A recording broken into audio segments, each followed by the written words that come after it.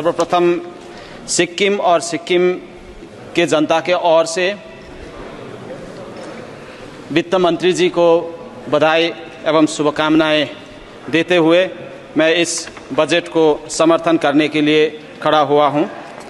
ये बजट विशेष करके युवाओं को सक्षम और सशक्त बनाने का बजट है और इसके संकल्प के साथ भारत को विकसित भारत बनाने के संकल्प के साथ इस बजट को पेश किया गया है।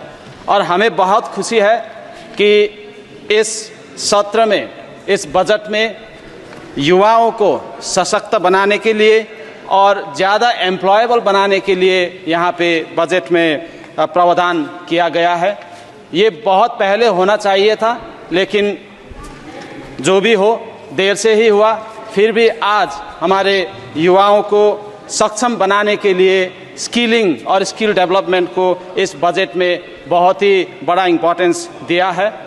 हम जैसे युवा लोग कई सारे जो 50% से ज़्यादा इस देश का आबादी युवाओं का है, यहाँ पे केवल अनएम्प्लॉयमेंट, सारे स्टेट्स में अनएम्प्लॉयमेंट का इश्यूज है। इसको आगे ले आकर बजट में समावेश करना ये बहुत ही फॉरवर्ड लुकिंग बजट हमें लगता है, तो हम इसको समर्थन भी करते हैं और इसको अच्छे से इम्प्लीमेंट करने के लिए सारे पार्टियां अक्रॉस द पार्टी लाइन हमको एक साथ होकर युवाओं को सक्षम बनाना ज़रूरी है। यहाँ पे बजट में कहा गया है कि 1 करोड़ युवाओं को 500 टॉप कंपनीज में इंटर्नशिप दिया जाएगा, जिसका प्रावधान बजट में किया गया है।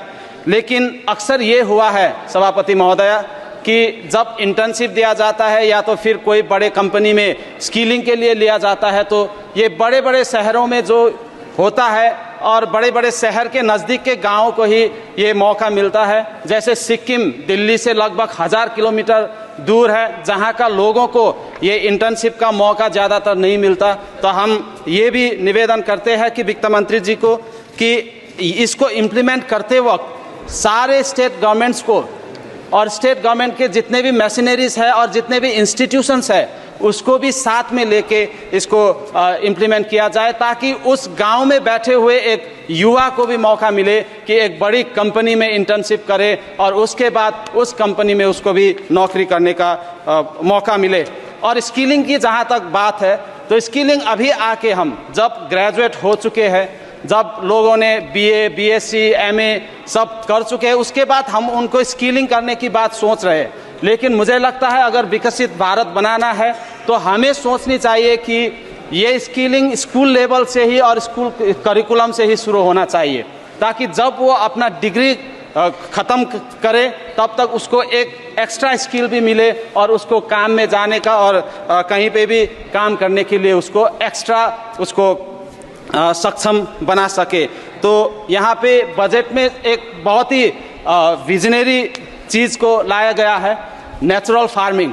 आपको तो पता है सभापति महोदय कि सिक्किम ने नेचुरल फार्मिंग बहुत पहले से ही प्रैक्टिस करके आए हैं और हम इसको इम्प्लीमेंट करते वक्त हमारा एक्सपीरियंस भी रहा है और इसको रिसर्च पेपर्स ने भी पुष्टि किया है कि जब नेचुरल फार्मिंग में हम शिफ्ट करते हैं तो उस टाइम में प्रोडक्शन 37% से लेकर 50-60% तक कम हो जाता है। तो इस समय में जब हम नेचुरल फार्मिंग में शिफ्ट करने की सोच रहे हैं तो हम फार्मर्स को बहुत ज़्यादा इंसेंटिवाइज करना ज़रूरी होता है, उसको इंसेंटिव्स देना ज़रूरी होता है, ताकि ज़्यादा से ज़्यादा फार्मर्स को हम इनकरेज कर सके कि वो नेचुरल फार्मिंग की तरह जाए, नेचुरल फार्मिंग प्रैक्टिस करे।